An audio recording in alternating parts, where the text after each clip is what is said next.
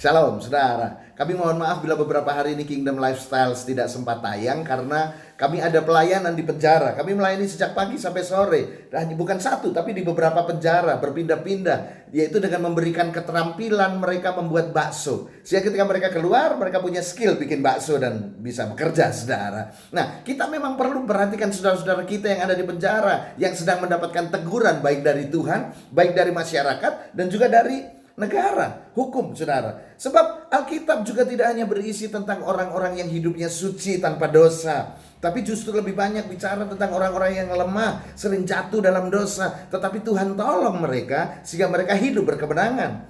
Dalam Kingdom Lifestyle kita hari ini dalam kitab 1 Samuel pasal yang ke-25 sampai 26, Mazmur 63 dan Matius pasal yang ke-9 memberitahukan kepada kita bagaimana cara Tuhan menolong mereka, yaitu dengan cara apa? Ditegur, saudara. Simple sekali.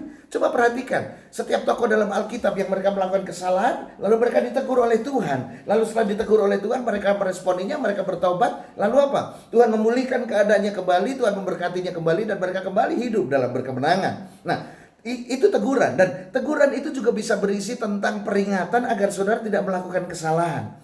Saya bacakan 1 Samuel pasal 25 ayat yang ke-28. Ini bercerita ketika Daud mau membunuh Nabal yang adalah umat Tuhan. Lalu Daud ditegur. Saya bacakan buat saudara.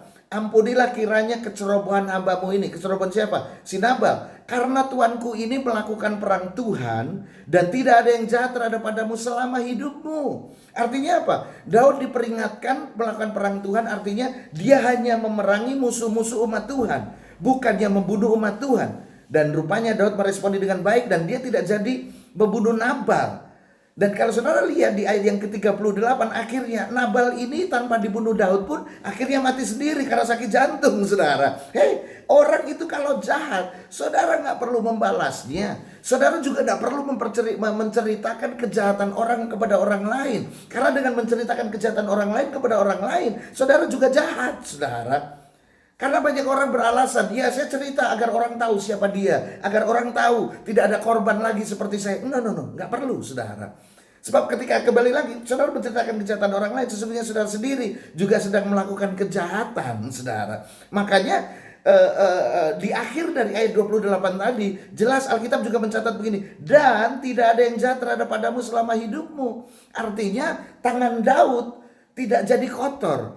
Karirnya jadi bagus karena dia tidak perlu membunuh Nabal dan Nabal mati sendiri. Sama, kalau hidup saudara mau bersih, jangan ngomongin orang lain, jangan memberitakan kejahatan orang lain agar saudara hidup saudara bersih di hadapan Tuhan. Nah, perhatikan saudara, pengajaran firman Tuhan hari ini adalah mengenai teguran, yaitu begini, orang yang ditegur itu lebih berharga daripada yang menegur. Ingat saudara, isi teguran itu sebab ada dua. Yang pertama memperingatkan saudara agar saudara berhenti melakukan kesalahan yang sedang saudara buat. Kemudian yang kedua, teguran itu isinya menghindarkan saudara dari melakukan kesalahan. Makanya kitab Ayub pasal 5 ayat 17 menyatakan begini, sesungguhnya berbagailah manusia yang ditegur oleh Tuhan. Berbahagia. Ibrani pasal yang ke-12 juga menyatakan bahwa ditegur Tuhan itu sama dengan dikasihi Tuhan. Sebab hari ini banyak orang yang lebih mudah menegur orang, dan memang lebih mudah menegur orang. Saudara boleh saja menegur orang lain, tapi tentu saja dengan dasar mengasihi dia agar dia berubah, bukan untuk menjatuhkan. Dan terlebih dulu sebelum saudara menegur, perhatikan ini, apapun motivasi saudara, perhatikan hidup saudara terlebih dahulu. Sama dalam kitab Matius pasal yang ke-9, beberapa kali Tuhan Yesus ditegur oleh orang Farisi.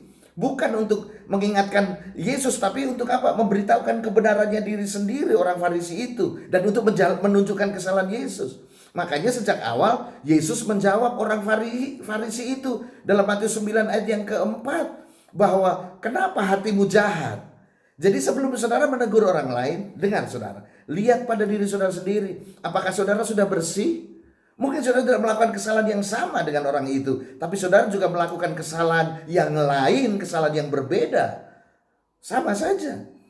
Jadi yang terakhir saudara, bagaimana sikap saudara ketika saudara ditegur? Yang pertama, terima dan perhatikan kebenaran dari teguran itu, lalu berubah saudara. Kemudian yang kedua, jangan melihat hidup orang yang menegur saudara. Sebab yang terpenting adalah tegurannya. Yang terpenting adalah yang ditegur, yaitu saudara. bukan orang yang menegur. Sebab kalau cuma menegur, Tuhan bisa pakai siapa saja. Bahkan Tuhan bisa pakai keledai untuk menegur Bileam pada waktu itu.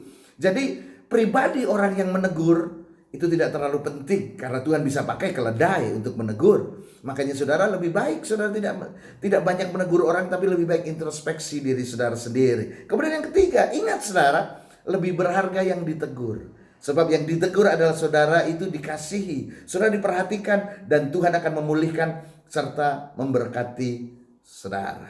Kingdom Lifestyle hari ini, Tuhan Yesus berkati saudara.